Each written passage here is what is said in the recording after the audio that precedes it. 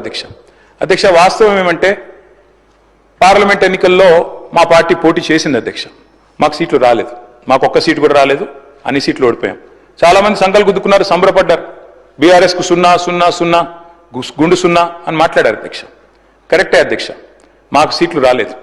8 సీట్లు కాంగ్రెస్ పార్టీకి వచ్చినాయి, 8 సీట్లు బీజేపీకి వచ్చినాయి, 1 మజ్లిస్ పార్టీ గెలిచింది. కానీ వాస్తవం ఏంది అధ్యక్ష, మాకు వచ్చింది 0నే కరెక్టే పార్లమెంట్ ఎన్నికల్లో. కానీ తెలంగాణకు వచ్చింది ఏంటి అధ్యక్ష ఈ బడ్జెట్లో, కేంద్ర బడ్జెట్లో గుండు 0.